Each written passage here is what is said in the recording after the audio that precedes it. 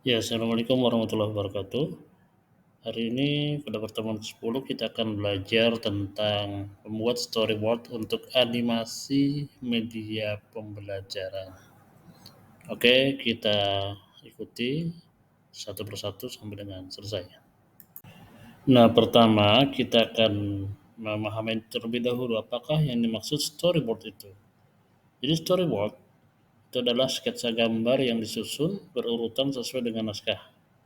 Dengan storyboard kita dapat menyampaikan ide cerita kita kepada orang lain dengan lebih mudah karena menggiring hayalan seseorang mengikuti gambar-gambar yang tersaji.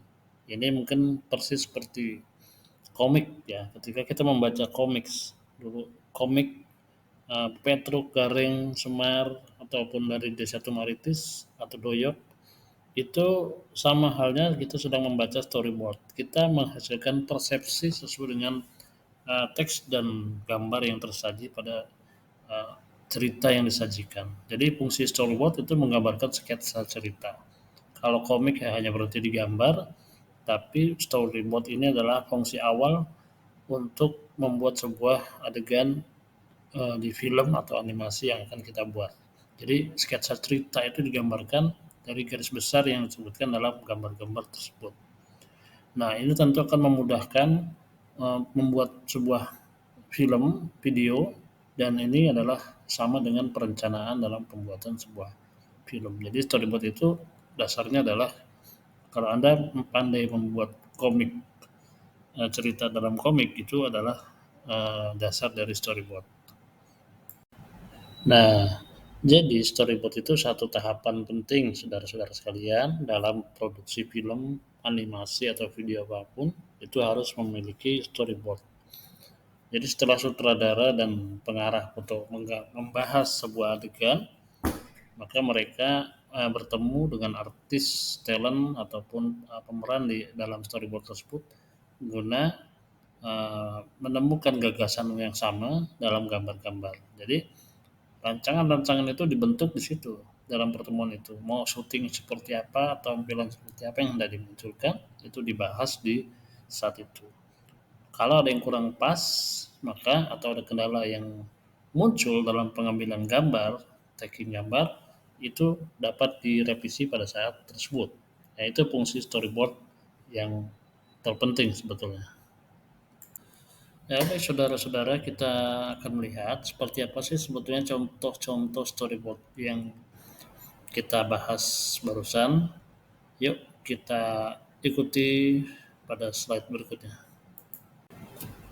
Nah, di dalam gambar storyboard ini kita bisa memahami, ini contoh iklan Opel ya, bagaimana dia menggambarkan raksasa di bisnis ini adalah di bisnis mobil adalah Opel.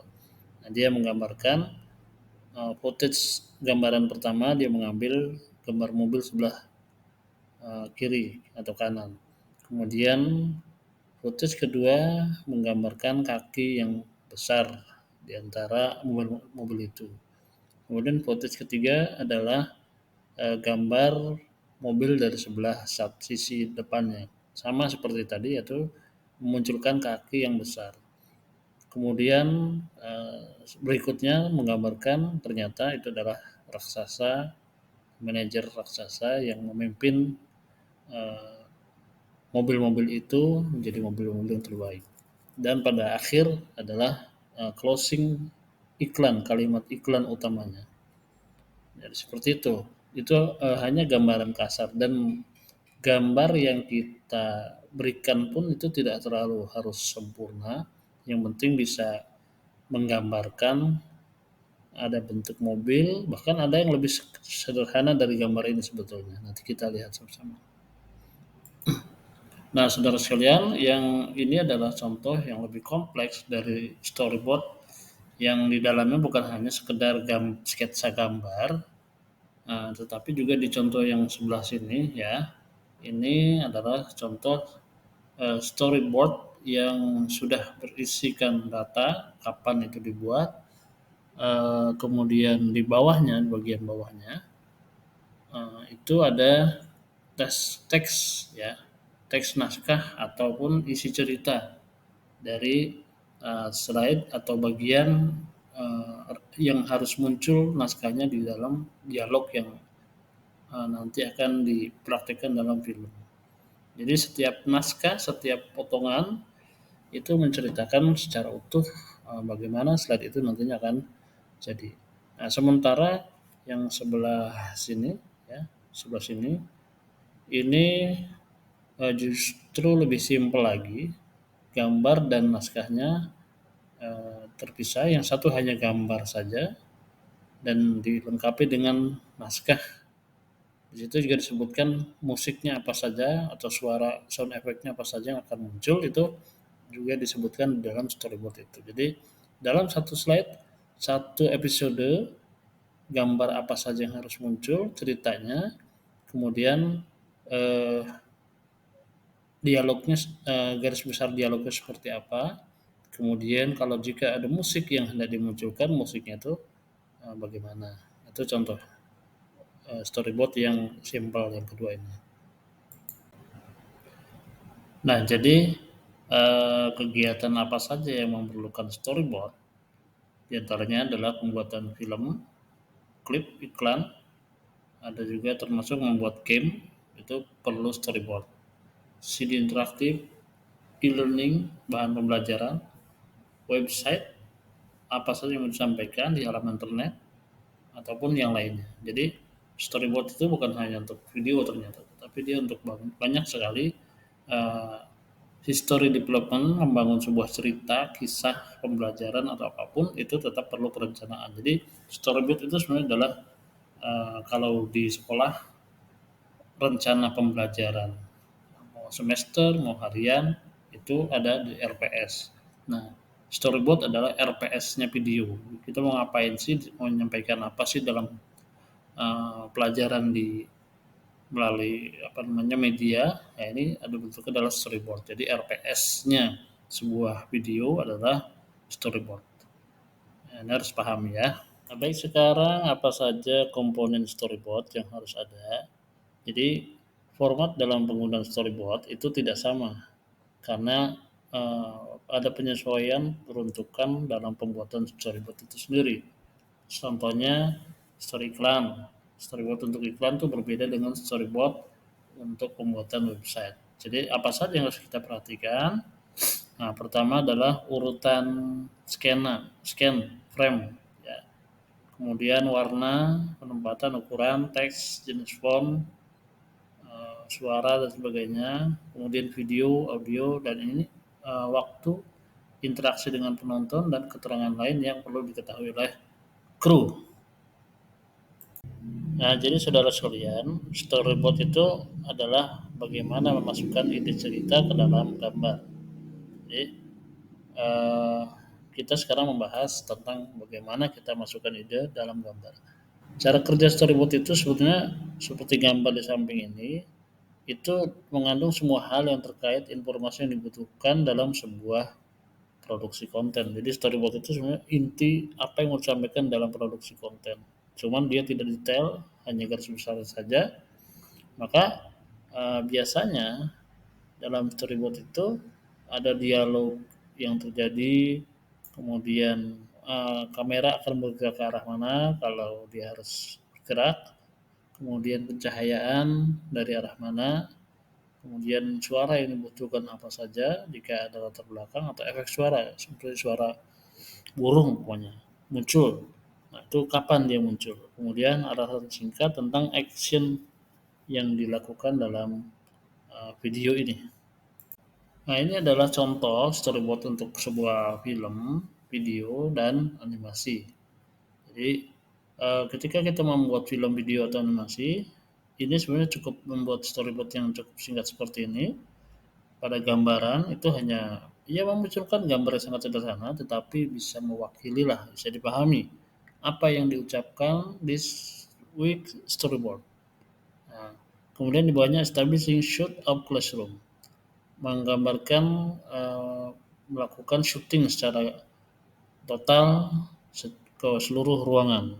Kemudian memperlihatkan what student snoring, ada siswa yang sedang tidur, one sits up in alarm upload assignment, ada yang sedang memperhatikan alarm berdering dan sebagainya. Itu biasanya pada footage awal menampilkan gambar keseluruhan suasana pembelajaran di kelas. Kemudian di kedua, pada scan yang kedua memunculkan student feel overwhelmed dan ada suara yang muncul voice overnya, I've never done this. Aku belum selalu melakukan ini. Kemudian kamera bergerak perlahan untuk membuat jeda space ya. Dan terus berikutnya seperti itu. Jadi menggambarkan secara singkat apa sih yang dilakukan dalam sebuah film tersebut. Jika butuh lebih dari 6 scan, ya berarti ada lebih dari 6 gambar yang dimasukkan dalam scan ini. Jadi satu scan berapa menit itu juga harus ditentukan. Tapi ini adalah gambar ringkas saja tentang alur cerita yang kita buat dalam video tersebut. Nah, sudah jelas kan? Jadi ini, silakan dibaca lagi naskah di bawah ini. Apa kesimpulan manfaat dari storyboard yang tadi kita pelajari? Jadi sudah jelas ya. Oke. Nah, storyboard yang baik tentu ada kriteria yang harus penuhi. Setidaknya ada 6. Sebuah storyboard disebut baik ya. Pertama harus menjelaskan produk apa yang Anda buat. Kemudian siapa sasaran produk Anda. Kemudian yang ketiga adalah tujuan pencapaian produk yang dibuat. Yang berikutnya keempat, berapa lama waktu yang diperlukan untuk mengimplementasikan storyboard itu. Kemudian strategi yang digunakan untuk mengatasi masalah yang muncul saat pembuatan produk dan ini yang terpenting. Pesan apa yang ingin Anda sampaikan ya. Itu yang paling penting. Pesan apa yang ingin Anda sampaikan dalam video yang akan dibuat itu. Oke, sekarang Anda baca storyboard pada game ini berbeda dengan storyboard pada animasi ya. Ada dalam gamenya ada goal yang atau misi yang dibuat di game itu sendiri. Nah, silakan Anda pelajari kembali pelajaran ini. Nah, ini adalah contoh storyboard untuk pembuatan game. Jadi siapapun yang mau membuat game, ya ini contoh storyboardnya, ya. Tapi ini tidak harus dipraktikkan karena hanya sebagai wawasan saja dulu. Ini storyboard game seperti ini dan di endingnya itu ada kalimat closing yang menutup apa atau goal dari game ini apa.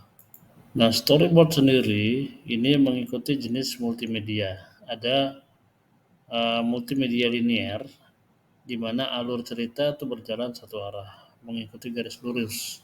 Final, starting dan finalnya itu tidak ada belok-belok, pokoknya dari mulai sampai akhir ya dia sudah mengarah kepada cerita yang seharusnya berjalan atau sesuai skenario. Sedangkan jenis multimedia non linear atau interaktif ini alur ceritanya bisa melompat-lompat ya, tidak berarah tetapi dia sudah terencana, boleh dilengkap-lengkap ceritanya seperti kita nonton film pun begitu kan, tidak harus searah. Nah itu namanya non linear atau dia sifatnya interaktif. Oke, sekarang ini adalah langkah-langkah dalam membuat sebuah produk media digital. Pertama, tentukan tema bahan ajar atau produk lainnya, kemenarikan, trending, cocok, dan sebagainya. Kemudian yang kedua, lakukan merancang alur cerita, skema, struktur cerita, atau garis besar, atau flowchart. Kemudian setelah itu pembuatan storyboard.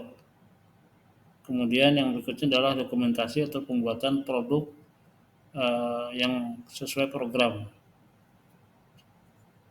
Kemudian pengujian produk dan pengembangan produknya. Jadi itu langkah-langkahnya sampai dengan kita melihat sebuah produk media digital itu jadi, langkahnya itu cukup panjang ya, tidak sekali jadi.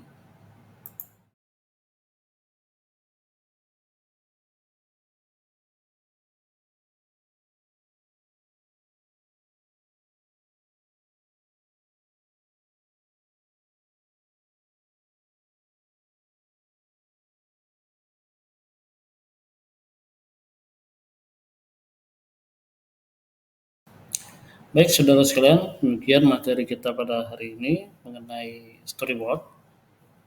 Mohon setelah ini mengerjakan tugas yang diberikan melalui laman portal PJJ sesuai waktu yang ditetapkan. Jadi menurut arahan Pak Kajur, jika Anda terlambat menyelesaikan tugas bukan karena alasan sakit, ya maka itu eh, dianggap tidak dapat diterima. Tetapi saya memberikan kebijakan jikapun Anda sudah menyetorkan tugas tetapi tidak melalui prosedur yang ditetapkan, maka saya tetap memberikan nilai, tetapi tentu berbeda dengan teman-teman yang sudah disiplin dalam menyelesaikan tugas sesuai dengan ketentuan. Nah, ini untuk pembelajaran kita bersama bahwa fleksibilitas bukan berarti harus uh, meremehkan sebuah prosedur ya, jadi tetap harus ditentukan. Nah, tolong semaksimal mungkin teman-teman mengerjakan tugas sesuai dengan ketentuan supaya bisa nyaman bagi semua. Demikian, terima kasih. Wassalamualaikum warahmatullahi wabarakatuh.